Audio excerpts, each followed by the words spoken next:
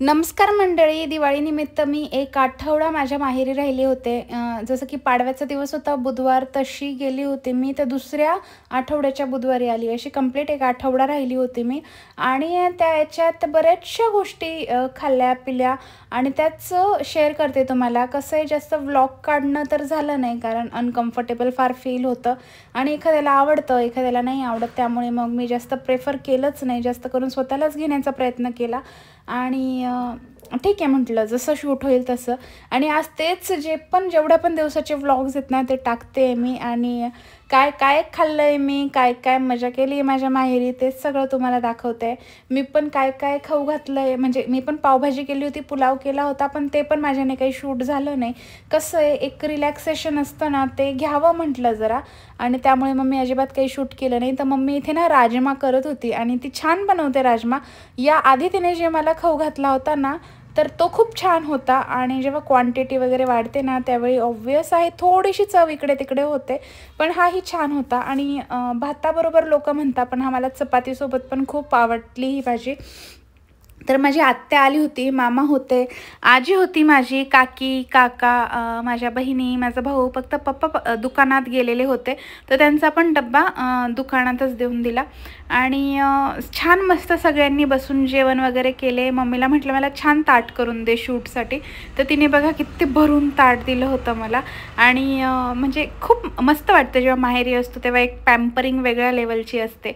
आणि ही लसणाची चटणी on my demand असते नेहमी. आणि प्रचंड आवडते मला लसणाची चटणी. एक माझी आजी आणि मी, जिला खूप आवडते लसूण मिरची आणि काय म्हणता आपलं मीठ, एवढंच टाकायचं. नंतर गरम तेल वरून टाकायचं, बाकी खोबरं शेंगदाणे काहीच नाही. तर त्याच्यानंतर सायंकाळी पुन्हा मम्मीने माझ्या बहिणींच्या डिमांडनुसार साबुदाण्याचे वडे केले होते. कसं आहे, काकीचा ना काल उपवास होता आणि तर तिला खायला, पण मग तिने उपवास सोडून घेतला होता, तर तो साबुदाणा तसाच होता आणि पोरींना साबुदाण्याचे वडे खायचे होते. तर मग ते केले होते आणि ते खरंच छान झाले होते. आणि इथे माझा भाऊ पण सांगत होता खरंच मस्त झाले आहेत वगैरे. भूक अजिबात नव्हती, पण शेवटी गरम गरम बघून कोणाला राहतं आहे का, तर ते पण खाल्लं. पुन्हा रात्री निघालो आम्ही आमच्या फेमस पावभाजी पॉईंटवर, जिथे लहान होतो ना आम्ही, जेव्हा आम्हाला म्हणजे कळते झालो असतो, जस्ट म्हणजे 9-10 अशा वर्षाची असू, तेव्हापासून आम्ही एखाद्या पॉईंटवर जातो आहेत आणि ते अजून पण आवडतं तिथे जायला. फक्त एवढं आहे की आता ती क्वालिटी मेंटेन करत नाही आणि म्हणजे ती चव पण नाही, कारण जे आधी बनवायचे ते बनवत नाही. ते पावभाजी खाल्ली आणि त्याच्यानंतर मस्त माव्याची कुल्फी वगैरे खाल्ली. त्यानंतर सुकी पुरी पण खाल्ली होती आणि पाणीपुरी पण खाल्ली होती, पण ते पण शूट काही केलं नाही. तर त्या दिवशी मी काकीकडेच राहून गेली होती. दुसऱ्या दिवशी आजीने मला मस्त गरम गरम वाफळता चहा दिला होता. आणि खरंच किती क्यूट दिसते बघा माझी आजी. तिला कळलं ना मी शूट करते, तर तिने मस्त माझ्या याच्यात पापडी भरवत होती माझ्या तोंडात. आणि खरंच आजी पण मला प्रचंड जीव लावते. तर मस्त चित्तीच्या हाताचा चहा घेतला आणि इथे माझे काका बसलेले होते. ह्या पोरी आहेत माझ्या काकांच्या, म्हणजे माझ्या बहिणी आहेत या. आणि आहे आमचा बराचसा अंतर आहे. मी जेव्हा 12 वर्षाची होती ना, तेव्हा माझ्या काकांचं लग्न झालेलं आहे. तर त्याच्यानंतर त्या दिवशी इडलीचा प्लॅन होता. काकीने छान बॅटर रेडी करून ठेवलेलं होतं, व्यवस्थित फर्मेंट झालेलं होतं. आणि चटणी करणार होती माझी आत्या. आणि अचानक मग सांबारचा प्लॅन बनला आणि सांबार मग काकीने केलं वाटतं, मला आत्ता एवढं आठवत नाही आहे. दुसऱ्या दिवशी लगेच मी जेव्हा जाण्याचा विषय काढला होता की मला जायचं आहे काहीही करून, तर लगेच माझ्या काकीन त्यांनी, मम्मीन त्यांनी पुरणपोळीचा प्लॅन केला.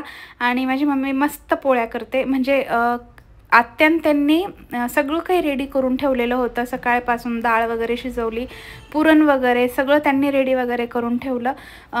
तेवढ्यात मग मम्मी आली आणि मग आत्यानी आणि मम्मीनी पुरणाच्या पोळ्या केल्या. आणि ह्या जागेवर ना प्रचंड शेक बसत होता आणि खूप जास्त असं नको नको होत होतं.